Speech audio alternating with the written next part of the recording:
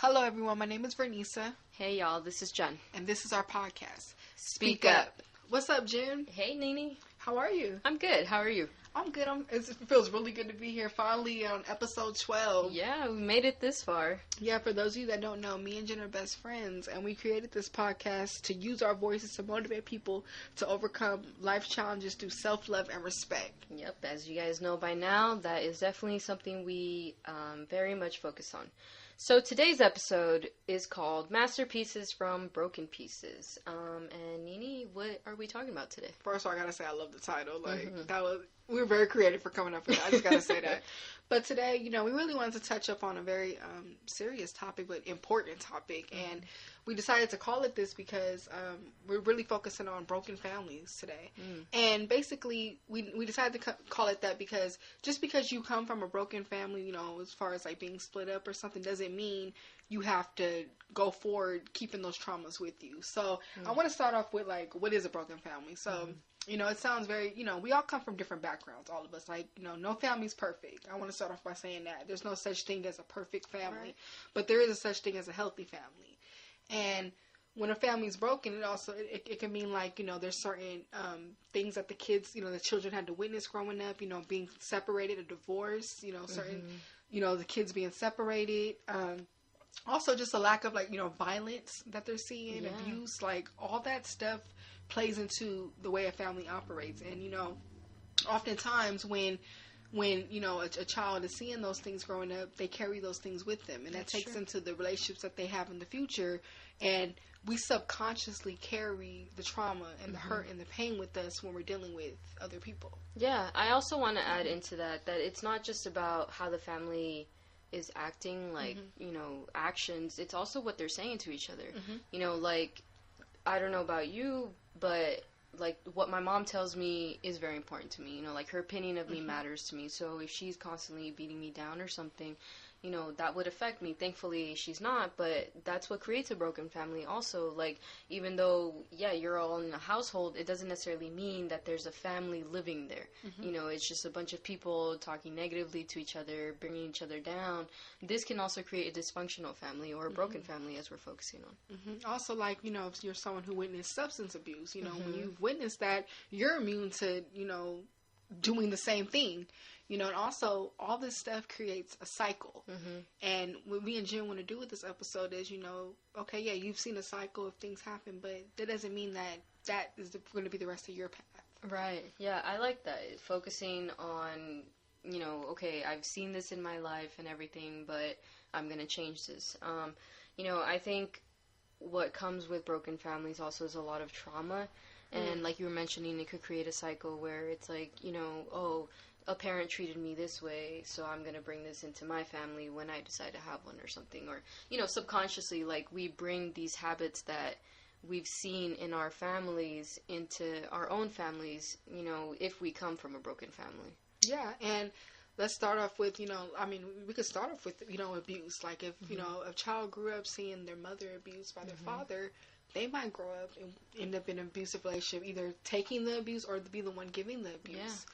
It could be physically. It could also be mentally. I feel like people downplay mental abuse. We think, oh, okay, well, I don't see no marks on her. He's not hitting her. It must be a good relationship. No. If someone, like you said, if someone's saying something fucked up to you, talking down on you, messing with your self-esteem, you're constantly hearing you're fat, something about you, that is, to me, in my eyes, worse, Yeah. Like, because that's a wound that is actually harder to heal. Yeah, you're going to start believing that. I think I've mentioned this before, where when I was younger, I had an aunt who used to slap me in the face with a towel and call me ugly. I really grew up my entire life thinking I was ugly. Like, that's just the word that she would tell me, that I was the ugly duckling of the family. Everything just made me dislike myself for a really long time. I suffered with low self-esteem throughout high school and part of college also, because of something this lady would ingrain into my head at the age of 2, 3, 4, 5 years old, and that's like the prime time where a child's brain is growing. They're like a sponge at that moment, so they're grabbing everything into their head, so imagine someone constantly telling you you're the ugliest one in the family, nobody wants you, and then they hitting you in the face with a towel. Like, that plays a big role into how you're going to perceive yourself, but also how you're going to allow others to treat you as well. That is so true, and you see how that helped shape you. And I want to say, when you are young, the first people you are around is your family. Yeah. That is literally start before you even start school. You know, your cousins, your sisters, your mom, your dad, your grandparents. That's really where it comes from. That's who you're going home to after being out all day around people. They teach you how to interact with others. So it's like when you see a baby cussing at a young age. Babies don't just come out of the womb cussing. You know, they're here. We're like sponges. We grasp everything that's around us, and it goes with us. No, that's very true. And, you know, since we're talking about broken families, I think it's only fair that we get a little personal here. You know, I don't necessarily come from a broken family per se, but my biological father isn't in the picture and never has been, really. I have very few memories of him, and the ones that I do have are usually negative. And I feel like a lot of the experiences I had with him, or seeing what he put my mom through physically, verbally, everything, shaped a lot of the ways that I deal with relationships now that I'm trying to work on. But there is a lot of trauma that has been stemming from that, honestly. Wow, yeah. And it's crazy because it's like we think, oh, okay, that's back when I was a kid, whatever. But no, like, that literally shapes who you are, and it's a part of you.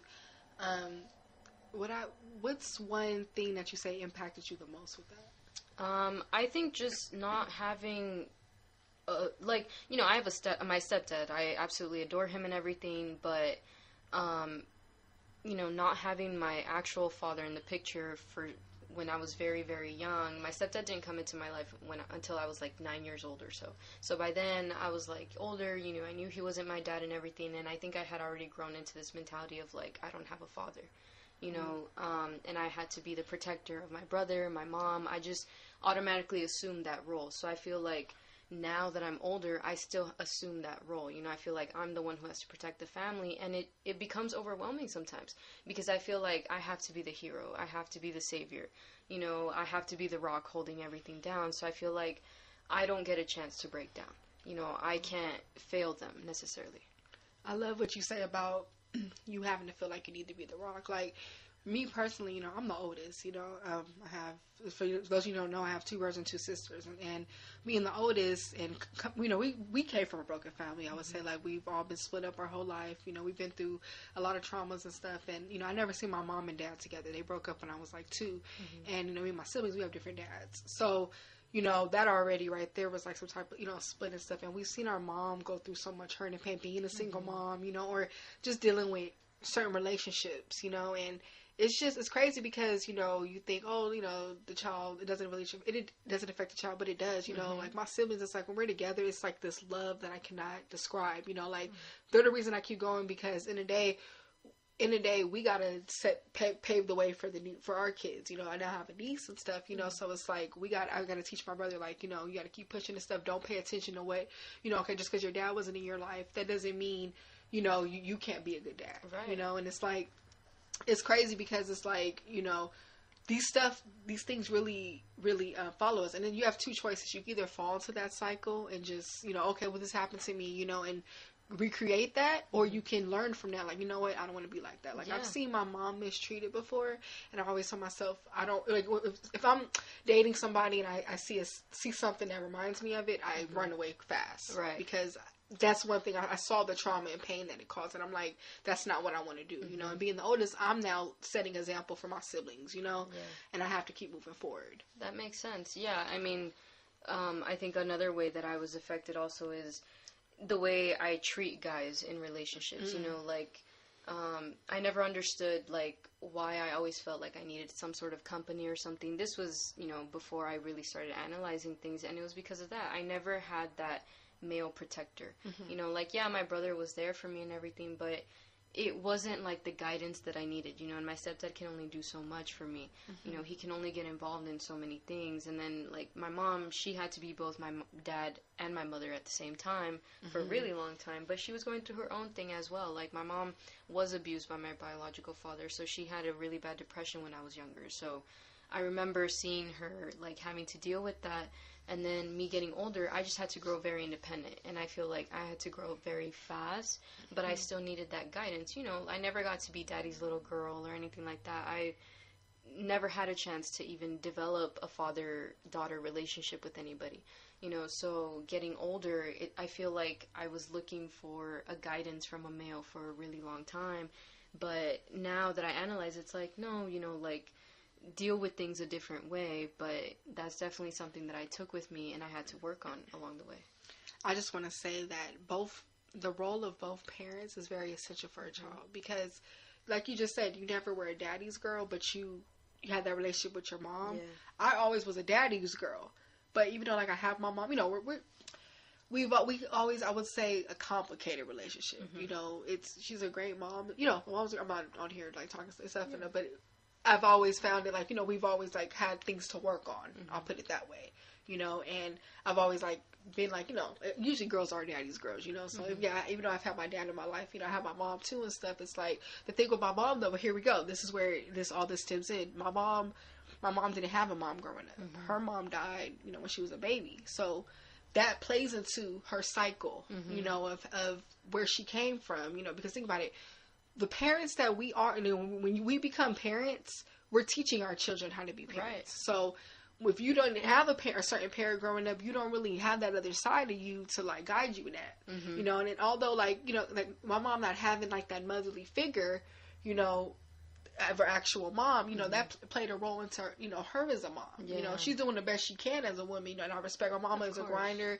You know, she's the best woman in the world. I love mm-hmm. my mama to death, you know, but it's like, you can see where, you know, it's essential to have, like, both parents Absolutely. In your life, you know. Yeah. I mean, like we were talking about before, these type of traumas could follow you into different kinds of relationships, you mm-hmm. know, with yourself, friends, family, etc. Mm-hmm. With my dad leaving, I felt like, wow, you know, the one man who was supposed to love me unconditionally was the first one to abandon me. So I always grew with that, oh, I was abandoned by a man.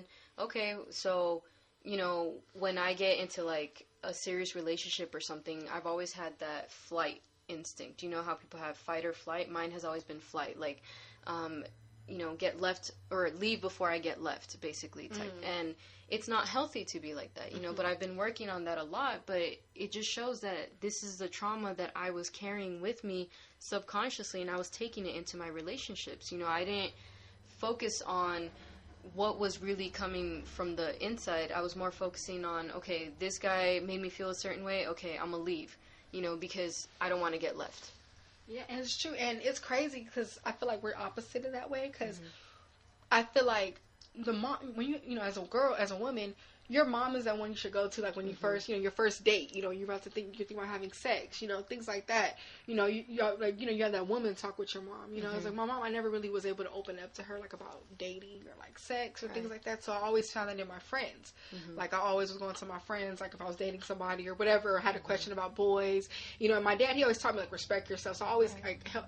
But one thing, since my dad was such a good dad, I always thought every man was going to be like mm-hmm. that. Like, every man I would meet. So that's when the naive side of me came from, because I didn't get certain guidance from my mom with men on, like, how to not be so naive. Mm-hmm. I always was, like, thinking, okay, like, oh, every guy was sweet. Right. So then when they would break my heart or, like, you know, end up being an asshole, I was shocked. Like, you know, I was so sweet. But mm-hmm. it's like, I was missing that other side that, you know, when a woman saying, you know, don't be so naive. And so it's like, I always found myself, like, with a lot of my close homegirls being close to their mom. Mm-hmm. You know, it's like, because I watch, even your relationship with your mom, like, I love how, you know, you and your mom interact with each other and things like that and stuff. So it's like, it's interesting, you know? Yeah.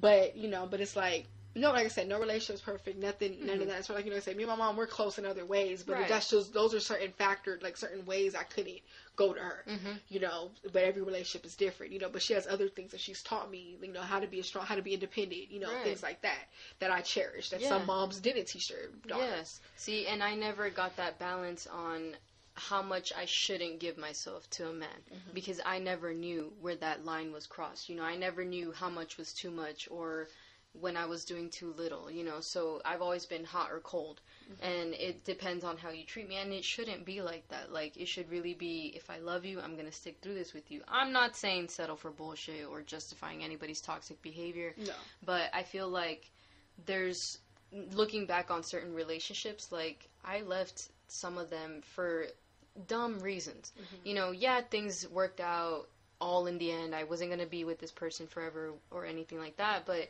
I could have saved myself from jumping into a few relationships along the way if I had known what kind of trauma I was dealing with. That's so true. And going off of like we're saying about trauma, like you're bringing it into relationships, like you can bring it into friendships. Like like I said, if you're coming from a household everyone's talking negative to each other, you might be that negative person walking around, don't even know, because that's what you've been exposed to your whole life. You know, we have certain traits that we just naturally get, you know, from our family. And it just follows us. It could be with friendships, relationships, you know, like I was raised, you ever hear people say I was raised this way, this and that. I want to start off and say too, like usually when I'm like dating a guy, like I love to hear what their relationship is like with their parents. Like I love, that's one of the things I'm like, how was it with you and your parents? You know, who you were close to, your mom or your dad? What did they taught you? Because that right there, you're going to learn so much about a person by learning how were they raised. It doesn't define them fully, but it's a big part of like, you really learn about some of the traumas they've seen growing up. And you learn how to love them properly, because it's like if one area was missing, you know, that part needs to be, you know? Yeah, needs to be nurtured a little bit more. Yeah, I mean, you know, also, like, speaking of friendships, I was the type of person who, when I got into a relationship, I would focus too much on the relationship that sometimes I would neglect my friends. And I lost a friend in high school like that also, and then even recently almost lost you because I was too busy, you know, focusing on other things. But the thing is, I'm learning from them, you know, but if I had just realized where this trauma was coming from in the first place, I could have nipped it in the butt a lot faster. You know, it's a growing process, obviously, but these are things that we carry with us that we don't realize why we treat people a certain way. And if we don't get down, sit with our demons, and actually find out where the fuck this is coming from, we're going to keep treating people this way our entire lives. Yeah. And I want to say, like, for the parents out there, your children are watching everything you do. And that's something that you really need to be mindful of. Like, I want to start off with women. It's like, you know, if you got your daughter right there, your son, they're paying attention to how that man is treating you, and your children are going to carry that with them. Like, well, I saw my mom treated like this, and remember, you're the prime example. You know, and I'm saying I don't have kids, but I'm saying this from this point of like, you know, certain things I've seen my mom go through and stuff. You know, it's like if you've seen the woman that you look up to go through certain things, or like allow certain behavior or not allow certain behavior, you're going to go that direct, you know, it's easy for you to, in the day, that's your first influence. Yeah. You know? So yeah, if you've seen it go bad and you learn from it, that's fine. But some people, they go into it, you know, so it's like in the day, and that's why, like, you know, I have 2 sisters, so I already look at them as daughters. So it's like, I really spend time trying to talk to them, and you know, I don't want to be looking like a fool, you know, like, you know, if I stop dealing with somebody, I tell them the whole story so they know, look, you ain't got to put up with this. Always treat you know, always value yourself as a queen. Yeah. You know, and we're not perfect. You know, we're going to go through situations that we had no business even going through, but it's all about the learning process. What'd you learn from it? How'd you get out of it? You know what I mean? And I really want my sisters to learn from my mistakes as well, so they don't have to go through that. Of course. Yeah. You know, that's one thing that I actually admire about my mom, like, being close to her, you know, even though I didn't have my dad, I ended up getting really close to my mom, and I saw a strong-ass woman who didn't take no bullshit. Like, you know, yes, I've seen her compromise when it's necessary, because in any relationship you're gonna have to do that, in any marriage, right? Yeah.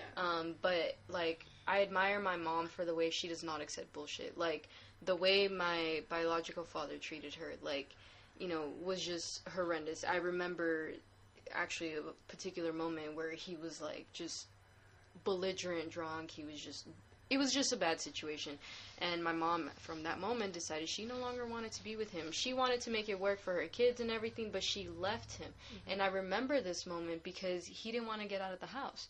So I just remember my mom telling him that he had to leave because it was just too much, like, you know, everything he had put her through at that point and whatever. So now that I'm old enough to understand everything, you know, like, I don't even resent my mom for leaving him, because that's just disrespect, you know. I wouldn't expect any woman to lose herself over trying to save, you know, a supposed family or something because she's trying to be with the abusive father. Like, no, you know, if you have an abusive man by your side, even if you're trying to save the family for the kids, you're doing the right thing by leaving this person, you know, or vice versa. If you're a man who's in an abusive relationship with the female, you can leave. Because at the end of the day, it has to be about how you're being treated.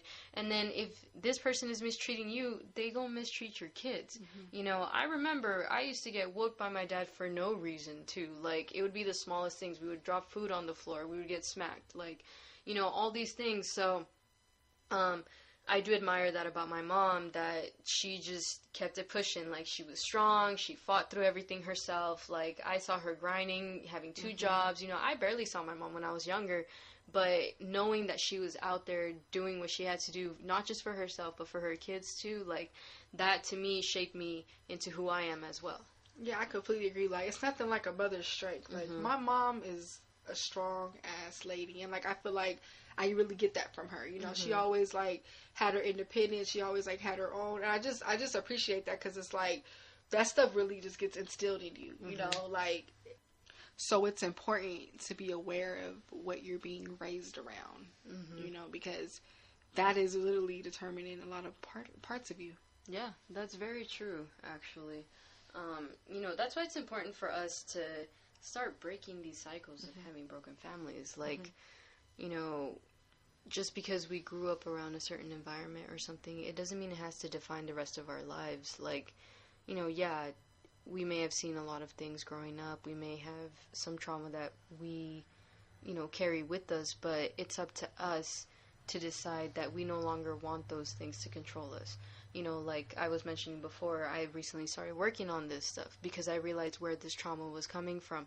So I'm working on not being like that. I'm learning patience. I'm learning to forgive also more easily. But I'm also learning to be more aware, not just of myself, but of others too, because people will take advantage of you in this world if you let them. But it all starts with you, how you carry yourself, how you, treat others, and how you let others treat you. Yeah, and I want to say, like, the best way to break these cycles is to create your own. We don't pick our parents. We don't pick the family we're born into. We don't pick the financial situation we're born into. All that stuff, we don't pick the spoon. But today, just because you came from that concrete don't mean that you can't be a rose.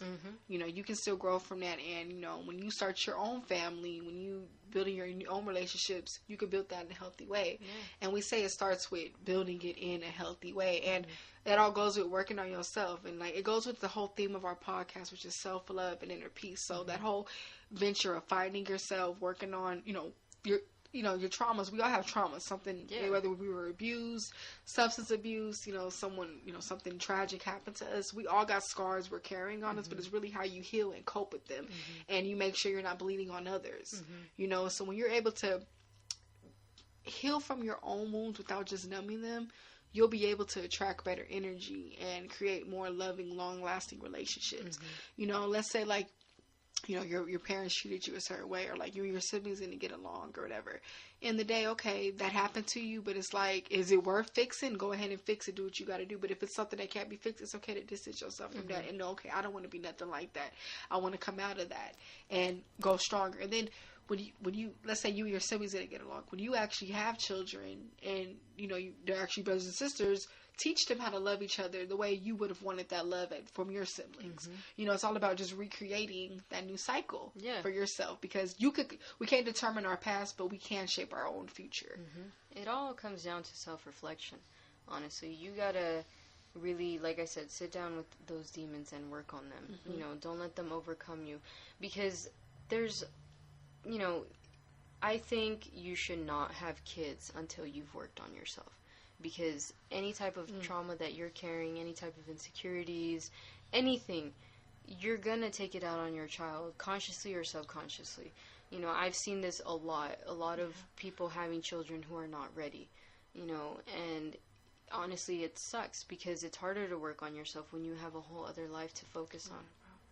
Yeah, and it's true, because it's like I've seen, I've had friends who, like, had children young and stuff, and I've seen the children created better them. Like they grew, after having their child. That happens, but then you got the people who they have their child, but they're not working on themselves, and then it's like you said, they're carrying that with them, and the child's growing up acting just like them, and little do they know you're subconsciously starting that same cycle that you've seen growing up, and it just continues and continues. It goes to their grandchildren and the children after that, and that's where it doesn't end. Because think about it, the tone of any type of relationship you have ultimately leads to your success, whether it is your personal growth success, your financial success, whatever. The type of relationships that you have determine all of that. Starting with the relationship you have with yourself.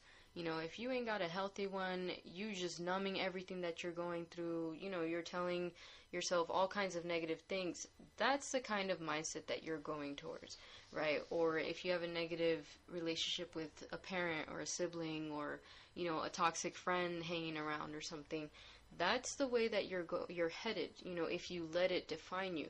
But the thing is, you got to work on healthier relationships. If you feel like you can still fix your relationship with your loved ones and it's worth it to do it, I would definitely take advantage of that, because you never know when it's going to be someone's last day on earth or your last day or whatever. And if you had the chance to fix it, but you never took it, you're missing out on an opportunity to grow.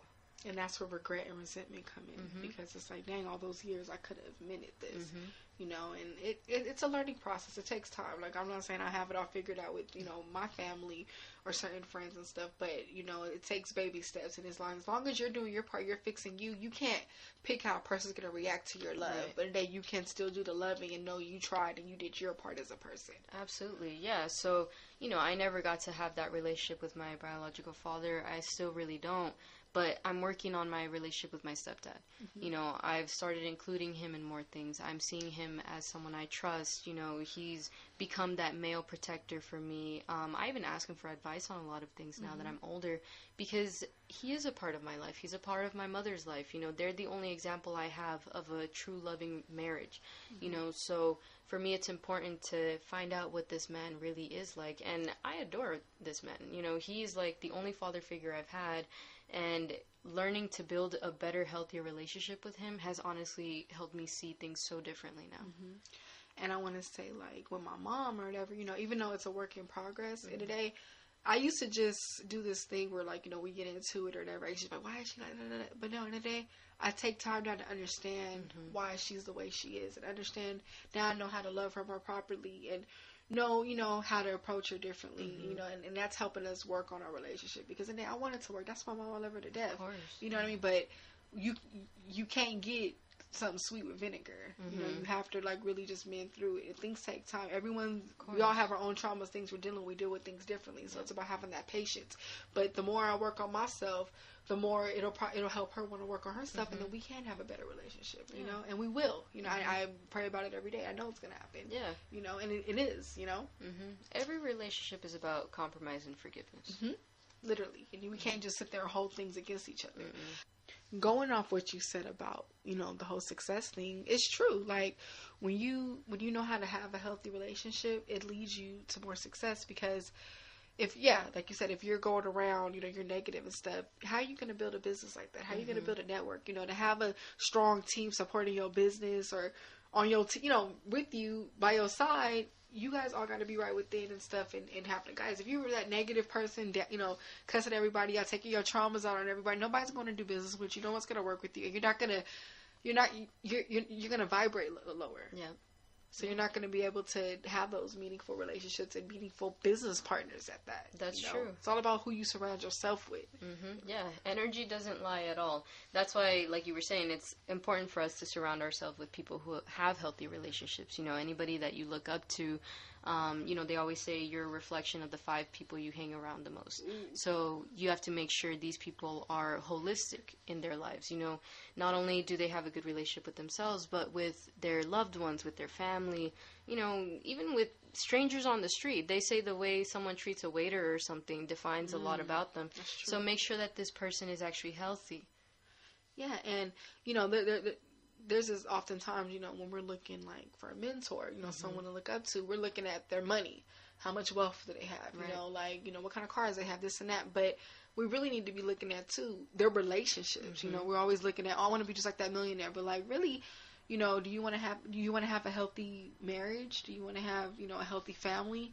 Right. And it's like we oftentimes overlook that in a person. So, yeah, we look at all these ways that bring greed, fame and stuff, but then you're also buying their lifestyle, which is, okay, you might get that part, gets to the part of all this and stuff, but then that family part is missing. Yeah. You know, and it's like that. Okay, there's so much money in the world you can get, but are you really fulfilled? Mm-hmm. You know, if your inner isn't worked on, you know. Exactly. So it is really important to hang with people with the right energy. Yeah, exactly. Just because you got money don't mean you right with You're it. complete. It doesn't. Money doesn't. You know, money's great. You know, of course we want abundance of money, but we also want abundance of life. Yeah. You know, love. You know, other things that fulfill you in this life. Living with a purpose. You know, so really look at holistic people, like you were saying. Yeah, definitely. So yeah, you guys, it's up to us to break these cycles. Like we always mention, it starts with you. You know, you got to work on yourself, work with the people around you.